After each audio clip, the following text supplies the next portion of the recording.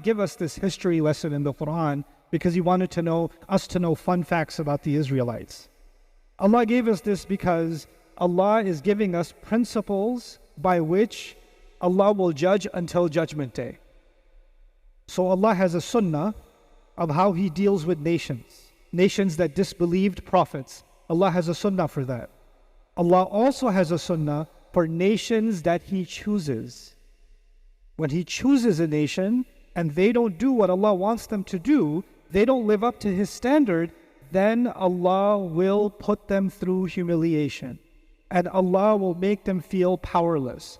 And Allah will bring a rage of Him on them. And this is not, don't misunderstand.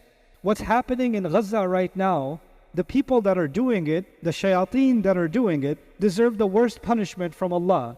This is not getting anybody off the hook. And this is not a condemnation of our brothers and sisters in Gaza or anywhere else where Muslims are being oppressed. But understand, we are kajasad, we are one body. If one part of my arm was bleeding, it's not my arm's fault. I wasn't careful.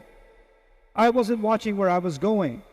And if I'm letting it bleed and not putting a band-aid on it, that's not the arm's fault. That's the entire being's fault. We are as a whole responsible. We're as a whole responsible. So at the end of these few minutes that I have with you, what I want to share with you is, a lot of times just growing up, I attended my share of khutub and durus, khutbahs, lectures and things like that. And a lot of lectures, they're supposed to make you feel bad at the end. Like you just feel like, we're so messed up. Yeah, we became just like the Israelites. You know what? Yeah, we're just a bunch of losers. And all the good people, all the people that lived up to the word of Allah, all the people that Allah was happy with, they were so great, but unfortunately they're all dead. And the rest of us are the leftovers. Right? That's the feeling you walk away with. So you feel guilty, but what is that guilt supposed to translate into?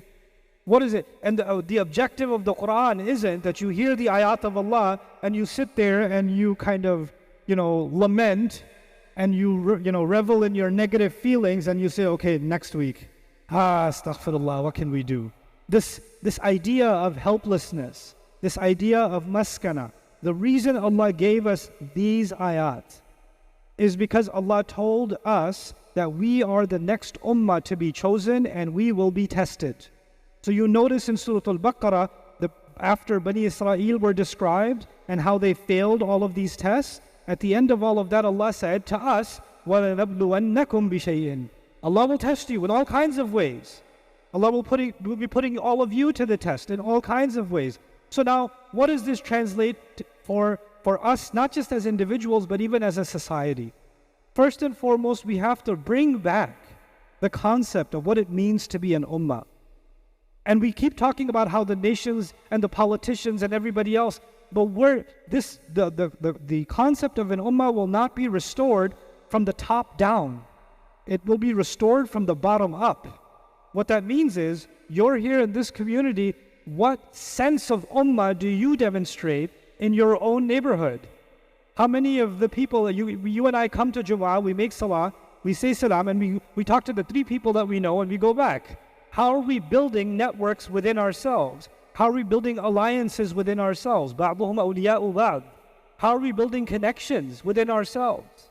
How are Muslims, we're becoming hyper-individualistic. Everybody's just thinking about their job, their family, their savings, their house payments, their this, and their few friends. That's it.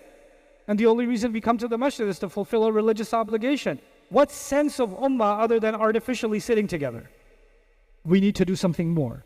We need to build more brotherhood, build more sisterhood, build more alliances, do more positive things together. This is ta'awanu ala al-birri wa taqwa. This creates a sense of ummah.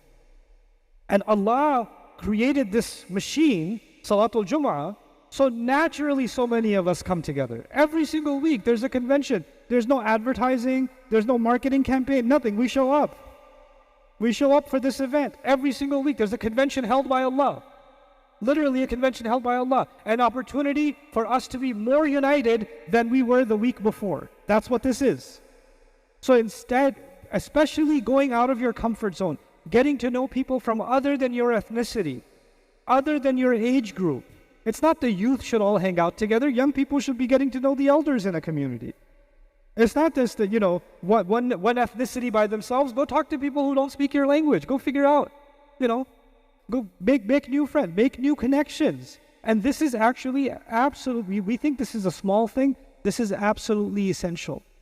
And when this starts happening in one masjid, another masjid, when this starts happening in 1,000 masajid, when this starts happening in 1,000,000 masajid, when this starts happening around the world, can you imagine what's happening?